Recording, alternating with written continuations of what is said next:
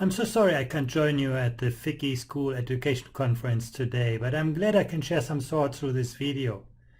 It's so much easier to prepare learners for our past than for their future.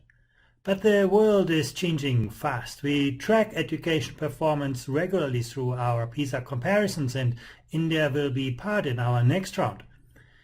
We started our work on science in the year 2006, and remember, that was the year before the iPhone was invented. Twitter was still a sound, the Amazon still a river. Many of the developments we take for granted didn't exist, but when you look at a major economy like the United States, you could see only marginal improvement in the quality of science learning at school, measured here as the capacity of students to think like a scientist. And the world didn't stop in 2009. Remember, maps became dynamic, cars became electric, started to drive without a driver. And yet we haven't seen that translating into better science learning outcomes.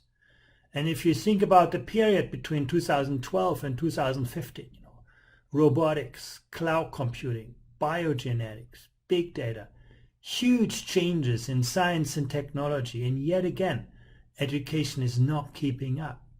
And it's not just an issue in the United States. You can see the same picture in Europe, flatlining performance. But there's some exceptions. The poorest country in Europe, Portugal, is moving up, getting beyond the OECD average. Or you look to Singapore, moving from good to great. And some regions in China I can barely put on the map here. So educational change is possible. What we know is it's not just a question of money. For countries on the left side, now you can see actually money is a good predictor for better learning outcomes. But once you spend about $50,000 per student between the ages of 6 and 15 years, actually learning outcomes and spending per student are only modestly related. And the same is true when we look at learning time.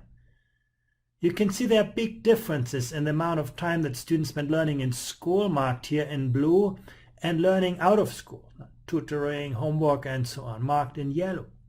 Look at the United Arab Emirates. Number one, students spend close to 60 hours learning per week. You contrast that with Finland on the left side, a little bit more than half of that time. Huge differences in the volume of learning time. But when you look at productivity, you can see in Finland and Germany and Switzerland, Japan, students learn a lot in very little time. Whereas in the United Arab Emirates and many other countries, they spend a lot of time and learn very little.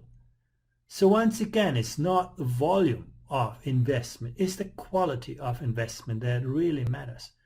And of course, changing this is hard. Sometimes we as parents are part of the problem rather than part of the solution. We get very anxious when our children no longer learn things that were very important for us, or when they do learn things that we no longer understand.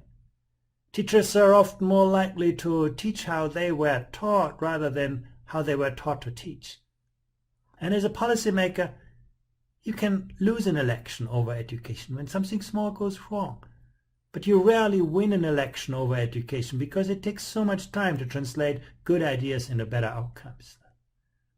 But things need to advance. In the past, it was sufficient if we only, elect a few people well, educate a few people well, because our economies and societies relied on very few highly skilled people. Today, we need everyone. And also the kind of things that are easy to teach, easy to test, routine cognitive skills, are becoming less relevant. What matters most for success these days are complex ways of thinking, complex ways of working. And that commands a very different caliber of teachers. In the past, we could tell teachers exactly what to teach and how to teach that. Today, we need to rely on highly professional knowledge workers. And they don't like to work in factories, school systems that are very rigid in their design. Those kind of people are looking for flat and collegial entrepreneurial environments. Let's have a look at those factors in a little bit more detail. How do we move from just having a few people to succeed to ensuring that every student benefits from excellent teaching? Some people say that's not possible. Poverty is destiny. But look at this. Here I show you for the United States learning outcomes by decile of social background. The green dot at the top is the quality of learning outcomes, the test scores of the 10% most privileged Americans. And the red dot are the learning outcomes of those from the most disadvantaged homes. There's a huge gap between those groups. But when you look at the 10% most disadvantaged students in Estonia and Europe, you can see they do as well as the average American. And if you look at the 10% most disadvantaged students in the province of Shanghai in China, you can see they do as well as the 10% most privileged American students. So poverty is not destiny. Here's another way to look at this. Look at Brazil. On the vertical axis, you see the quality of learning outcomes in each school. Every daughter is one school. On the horizontal axis, you see a measure of the social background. And you can see basically as you move from left to right to wealthier neighborhoods, schools do better. But you can also see there are a lot of exceptions. Some schools do well despite working in disadvantaged circumstances, and others, they are in privileged neighborhoods and still don't do well. Now still, people look at this chart and say, well, you see, it's all about social background. But then let's contrast, Brazil with Vietnam.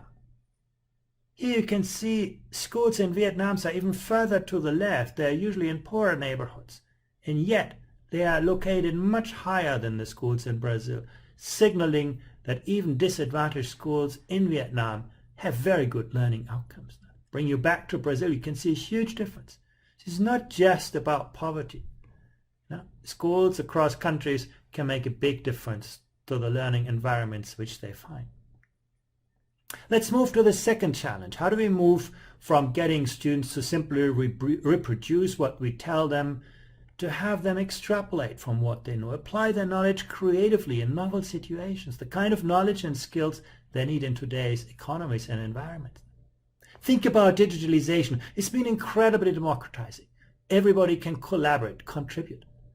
But it's also concentrating power at a rate we've never seen before. Technology is incredibly particularizing. The smallest voice can be heard everywhere. But it's also incredibly homogenizing, squashing individuality, cultural uniqueness. Technology is incredibly empowering. You can see there's nowhere better than in Delhi. No? The most successful companies these days, they have the product before they have the money. They don't start with a big industry. They start with a big idea.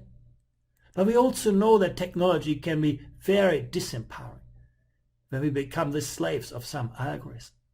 And where we end up has a lot to do with our knowledge and skills. Think about this. Here in the green line, you can see the projected demand and supply of truck drivers. Both in Europe and the United States, if nothing would change, we would not need more of those kinds of people. But then, remember, trucks can now be automated. Now, potentially we could do this today, but imagine we do this in a decade from now. You could see in a very short time a loss of, in the United States 1.6, in Europe over 2 million jobs. They disappear overnight because of disruptive forces. We could do it today. It's going to happen one day. But the good thing is, we also see that if you work in a digital intensive industry, actually those industries are better in extracting value from the skills of people. And it's not just about technology skills. You can see this almost in any skill category. Digital technology industries actually yielding higher returns, getting people better salaries, showing that technology is actually adding to the quality of jobs. We also see if you work in a technology-intensive sector, you're more likely to learn from your co-workers. You're more likely to learn by doing. You're more likely to be keeping up to date. But the toughest challenge for education is, again, that the kind of things that are easy to teach are now also easy to automate, to digitize, to outsource. You can see it's not the gray lines in this chart, manual skills, that are declining most rapidly in demand. It's the red line, routine cognitive skills. Getting people to memorize something and to reproduce it, that's becoming less relevant because computers are so much better than humans.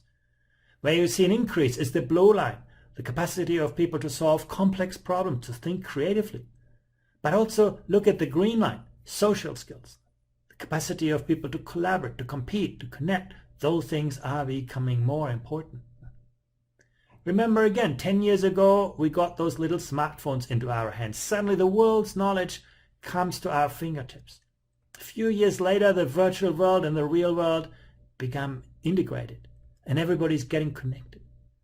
But some things that used to be easy have become very difficult. Think about reading. Teaching someone to read used to be easy. It was about a set of technical tools that you learned to access knowledge from written text. And when you didn't know the answer to a question, you could look it up in an encyclopedia. You could trust the answer generally to be true. Today, you look up something on Google and you're going to find 10,000 answers to your question, and nobody tells you what is right and what is wrong, what is true and what is not true. Literacy is no longer about extracting knowledge. It's about constructing knowledge, something much harder to teach, much harder to learn. Or again, everybody's getting connected, that's true, but we also know that technologies around us are connecting us with people who think like us, who work like us, who look like us. It's actually more difficult these days to actually experience the diversity of societies and work with people who think differently from us. And this is always where innovation is being created. Some things used to be easy that have become a lot more difficult through the technologies around us.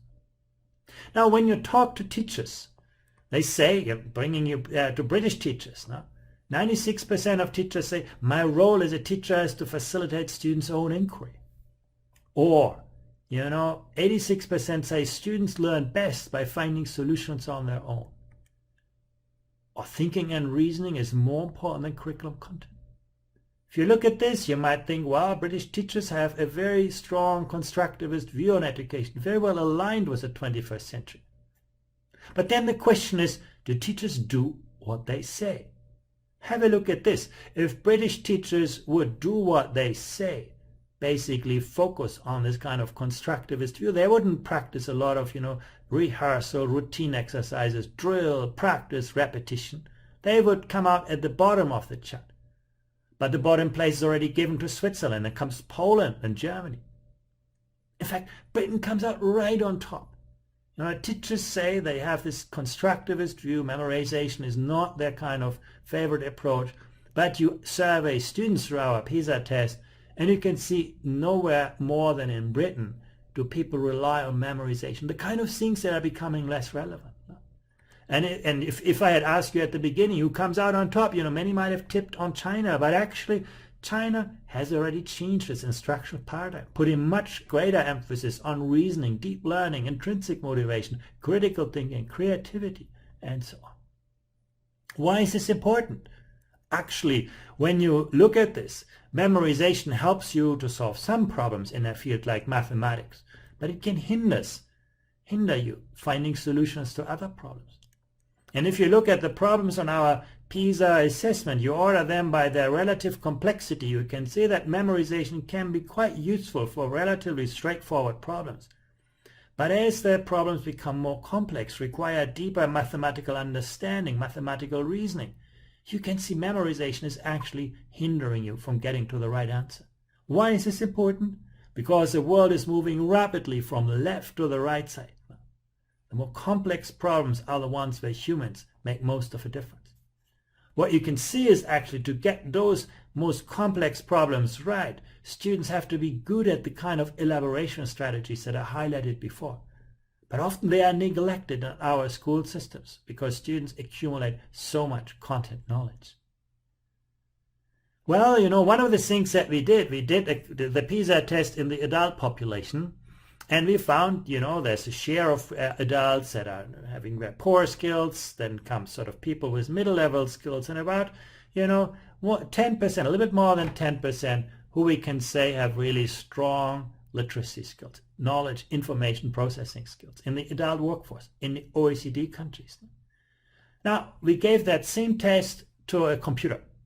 A pretty advanced computer using artificial intelligence, and we ask ourselves, how will a computer fare against human?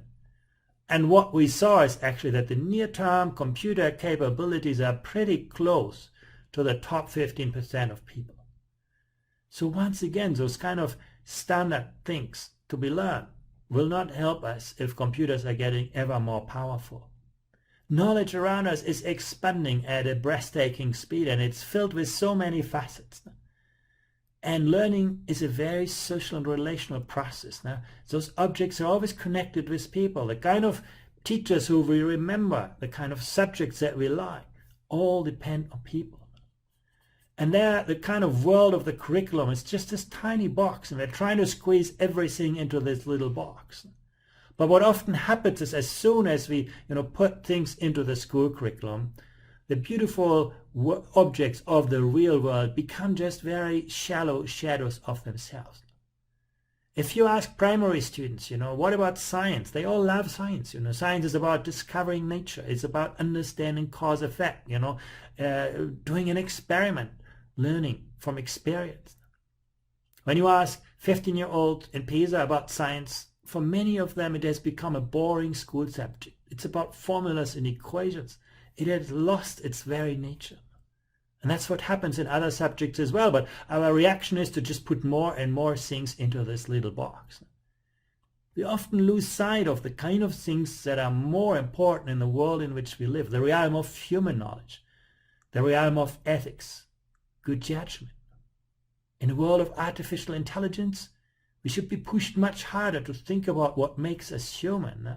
Artificial intelligence is a great, amplifier, a great accelerator. Accelerates good ideas, accelerates bad ideas. Our capacity to judge is becoming more important. The realm of political and civic life, the realm of creativity, aesthetics, design. Those aspects are rising in importance. That's where the future of education really is about. And at the heart of this is what we call at the OECD Student Agency. The capacity of students to mobilize their cognitive, their social, their emotional resources to do something. In the past, students were passive learners who absorb what they are being taught. In the future, learning needs to be a very active process. Why do I say this? Because the day you're going to leave school, you need to be able to learn on your own, to grow, to continue, to develop in a lifelong, life-wide perspective. Success is about knowledge. It's about skills. But it's also about attitudes and values. At the OECD, we are now using this idea of a compass. Learning is no longer about learning something, but it's about developing a reliable compass and the navigation tools to find your own way in this increasingly complex, ambiguous, volatile world. But let's get back to knowledge. When we think about knowledge, the first thing we think about is content knowledge, disciplinary knowledge. And of course, that is very important. But even more important these days is epistemic understanding. Not just what you learn in physics and chemistry, but can you think like a scientist? Can you design an experiment? Do you understand questions that are scientifically investigable and distinguish them from questions that are not? Can you think like an historian? Often in school, history is about, remembering names and places and so on, but the idea of history is really about understanding how the narrative of a society has emerged, how it's developed, how it advanced, and how sometimes it unravels when the context changes. Thinking like an historian, thinking like a philosopher. If we do not master the architecture of the disciplines, Google is just a big trash can. We will not help to navigate the world's knowledge. And then skills. When we think about skills, the first thing is we think about, cognitive skills like creativity, critical thinking. Of course, they are very, very important. But equally important are the social and emotional skills. Let me just show you a few points of data from a very new survey that we have conducted at the OECD, where we tested the social emotional skills. When you think about classroom climate, keeping an orderly classroom climate, we often connect that with, disciplinary measures. Classroom management. But as you can see, classroom climate is very strongly correlated with the social emotional skills of young people. Their cooperative skills, creativity, curiosity, self-efficacy, emotional control, empathy, metacognition, achievement motivation, optimism, responsibility, self-control, stress resistance. Important drivers of classroom climate. Or think about bullying. Of course, we can counter bullying, with good detection, with good management, make sensibilizing, parents and students about this. But the big drivers of bullying are inside the minds of people. Think about their cooperative skills, emotional control, the degree of optimism, sense of responsibility. We all want our children to work hard, to focus, to be less distracted. And once again, that is closely related with social emotional skills. And we surveyed students, we tested students, we surveyed parents, teachers. You can see the bars all go into the same direction. Those things are strongly related. And last but not least, higher academic aspirations. Also, the dream of achieving well in school and pursuing further education beyond school is closely related to the social emotional skills of children. Now, if we ask ourselves, what are the most important skills in the world of tomorrow? One aspect is pretty obvious. It's our capacity to create new value, to build something of intrinsic positive worth. Now, that's something that distinguishes us very importantly from technology. Now, technology is very good with extrapolating from what we know, expanding from the knowledge base that exists. But developing new ideas, new insights, is pretty much a human capability. Reconciling tensions and dilemmas. The world is no longer black and white. Can we navigate ambiguity? Manage and resolve conflicts? Can we take responsibility, mobilizing our cognitive, social, emotional resources? And when you think about the implications of pedagogy, openness is very important. We are very good in school to transmit the established wisdom of our times to the next generation. But we need to become better to help young people question the established wisdom of our times, to be open to the novelty, to understand when the paradigms change. Learning is easy. What is much harder often is unlearning and relearning when the context changed. Reflection, stepping back, seeing the bigger picture, the forest among the trees, and again, turning that into action. Some lessons that we have learned from high-performing systems is success in the instructional design is about rigor, cognitive demand, challenging students at every moment. It's about focus, teaching fewer things at greater depths, rather than a lot of things in a mile-wide, inch-deep instructional system. And it's about coherence. Success is about remaining true to the disciplines, but at the same time aiming at interdisciplinary learning, helping students to see through the boundaries of subject matter disciplines. Balanced knowledge of the disciplines, the content knowledge, with knowledge about the disciplines, the fundamental ideas and architecture of the disciplines. Focusing on things that students can use and apply in other contexts. And also learning that is authentic, thematic, problem-based, project-based, learning that is co-created between students and teachers in conversation. And remember, some things are caught, not taught, particularly when it comes to social emotional skills. It's a difficult agenda, but we can achieve it. We already see very important improvements in some parts of the world, in some schools. The challenge is to ensure that every student benefits from excellent teaching. And then to ensure that we do not educate young people for our past, but for their future. Thank you very much.